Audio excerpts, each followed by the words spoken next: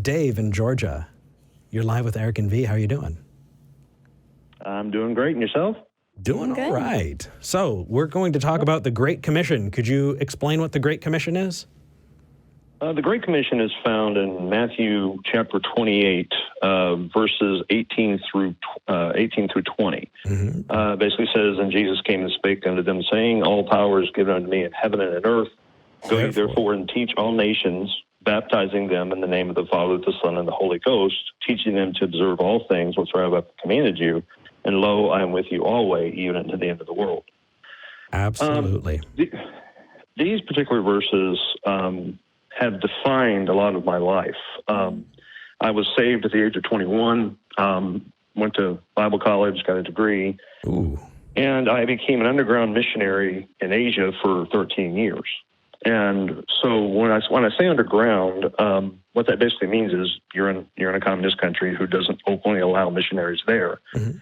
And so you have to have a front to get into the country. Of course, my front, I owned an English school, but behind the scenes, I was telling people about Christ and baptizing them and making them part of a church. Wow. How long were you in the missionary community for? I was there for 13 years in Asia. And when you're building an underground church, and then you're also teaching pastors, people in that country to go out and also do the same. So that sort of encompasses what an underground missionary is. Of course, I'm an atheist now, and that's not why I called, but it's going to give you some perspective on my point. These verses destroy cultures. Yep. And I'm not just griping against Christianity, because when I became a Christian, I loved Jesus. I wanted to go and do what he told me to do, and I did do that. But how it affects people in their real life is something that I will never personally live down. And here's a case in point. In Asia, they are really into worshiping ancestors. Okay. And in a lot of ways, it defines who they are as a people and as their culture. And of course, we know worshiping ancestors, there's really nothing there, but at least they're not knocking on your door. And so the majority religions there are Buddhist and Catholic. And so you can still worship your ancestors if you're a Buddhist or you're a Catholic. That's not a problem. But here I go over there, I share the gospel with them, they get saved, and now they cannot worship their ancestors anymore, which instantly ostracizes them from their families. And so that's the real life thing that a missionary going over there, and as you know, in America right now, Christianity is on the decline. And so churches are doing everything they can to send missionaries over to foreign countries and build up. And Asia is one of the top ones because it's the biggest number of people and the less reached with the gospel. And that's why there's so many millions of Christians in China and around Asia. But, when I look back on, I'm so thankful I got to know the people, but at the same time, the damage that I did unknowingly, haunts me to this day. Absolutely. It's something that I've heard a lot from also Mormon missionaries, who go out as young adults and do that same kind of thing. I'm close to a few people who have come out of the missionary community and have done that, taken on the Great Commission. I'm glad you're here, man. And first thing that I want to say is taking on that responsibility, it's just going to hurt you, brother. You don't deserve to do that. You were working on the best evidence you had available at the time, and you're allowed to make mistakes. As far as the harm of it is concerned, Dave, you hit the nail on the head, and that's just in the individual, section of it. But what I recommend is that you check out The God Virus by Dr. Darrell Ray.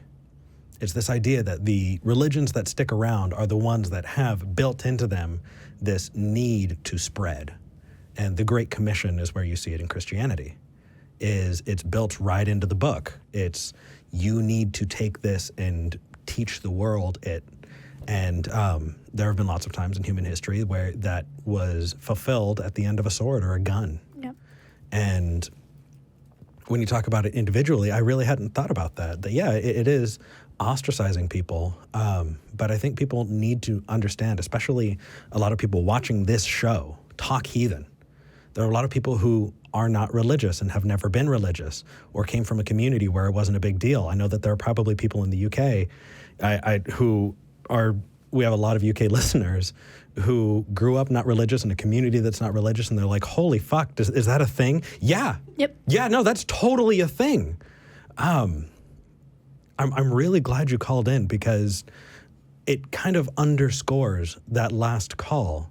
When you're looking for a society that doesn't have religion, a big piece of that is the religions that exist and thrive today have built into them this need to spread. And so we kind of wind up here. But how long have you been out of it, Dave? I've been out of it since 2011. Okay. So you've had a good 8-9 years under your, just kind of free? Yes. And, and one of the, this is going back to something I just want to make sure I get across, is that when you go over there as an American, they already respect you because you're coming from the most powerful country in the world. And so, and when you tell them about Jesus, they naturally trust you because they trust who you are and what you're coming from, if that makes any sense at all.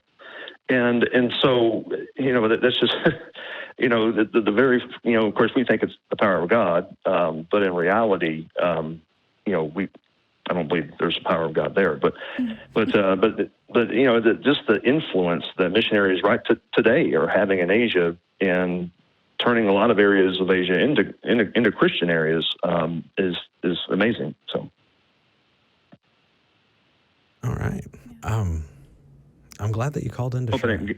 Hope I didn't get off the topic there of your question. Sorry about that. No, you're good. Really, it was just kind of checking in, because generally when somebody wants to share their experience, we skip ahead and don't really take those calls very often, because they can be really tiresome after a little while if it's just exposition. But that is a really, really unique view. And that is, it's a journey that not a lot of people get to hear when you work your way out of being a missionary. You said you went to seminary? Yes. That's a lot. I mean, what was it like kind of reintegrating? I want to interview you, Dave. My wife is still a believer. Okay. So I'm sort of in the closet. She knows I don't believe. And so it's been difficult having her there to be able to, to integrate, because most people don't even know. And so, I love my wife. She loves me, but it is hard, waking up to someone every day who thinks you're going to hell. Yeah. But anyway, it's been really interesting. And by the way, I'm Dave the Missionary in Caught in the Pulpit, the book. So. Oh. Okay. All right. So anyway. I'm glad that you shared. I'm glad you called in. Would you do me a favor and shoot me an email? I want to talk to you more. This is a really interesting story, and to the degree that you're able to share or want to share, I want to listen. Could you send me? Sure, that'd be great. Awesome. The email's at the bottom of the screen. mail@talkheathen.com. Okay. Awesome. Thank you, man. We appreciate it. Thank you so much. For calling in. Bye. Bye. Bye. I know, right? Yeah.